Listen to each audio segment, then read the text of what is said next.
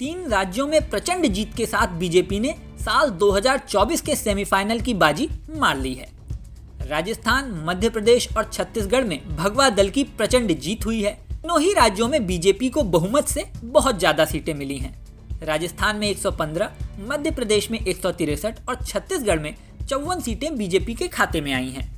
राजस्थान और मध्य प्रदेश में बीजेपी सरकार की उम्मीद तो एग्जिट पोल में भी जताई जा रही थी, लेकिन छत्तीसगढ़ में बीजेपी दूर दूर तक नहीं दिख रही थी। यहाँ तक कि बीजेपी के नेता भी छत्तीसगढ़ को लेकर बहुत कॉन्फिडेंट नहीं थे, लेकिन नतीजों ने पूरी बाजी ही पलट दी।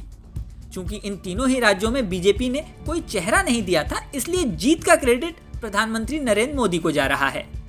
कहा जा रहा है कि मोदी मैजिक के साथ अमित शाह और जेपी नड्डा की रणनीति ने कमाल कर दिया।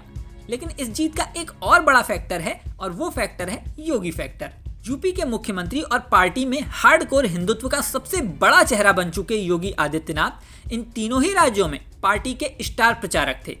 योगी की लोकप्रियता ऐसी है कि चुनाव का ऐलान होते ही उम्मीदवारों ने उनकी रैलियों के लिए होड़ मचा दी। अगर तेलंगाना को भी जोड़ दें तो चारों राज्यों में योगी आदित्यनाथ ने कुल 57 रैलियां की। चाहे राजस्थान हो या तेलंगाना, हिंदुत्व के प्रबल समर्थक फायर ब्रांड लीडर योगी की हर सभा में भारी भीड़ उमड़ी। राजस्थान में योगी आदित्यनाथ ने कुल 15 रैलियां और 3 रोड शो किए। योगी ने अपने चुनाव प्रचार अभियान का आगाज राजस्थान की अलवर सीट से किया था, जहां से महंत बालकनाथ बीजेपी के प्रत्याशी थे। अपनी हर सभा में योगी ने बीजेपी के हिंदुत्व कार्ड को खूब भुनाया।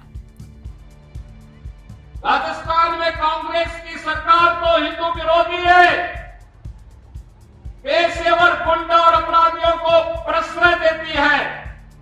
याद करिए, कन्हैया लाल का गला रेत दिया जाता है। यूपी में कोई घटना को अंजाम देगा तो अब तक क्या अंजाम होता, इसका परिणाम हर व्यक्ति जानता है।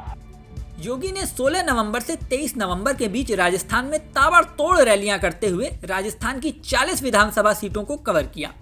इनमें 15 सीटों पर बीजेपी उम्मीदवारों की जीत हुई, यानी करीब 37% सीटों पर बीजेपी को जीत मिली। मध्य प्रदेश की विराट विजय में भी योगी आदित्यनाथ का बड़ा योगदान रहा।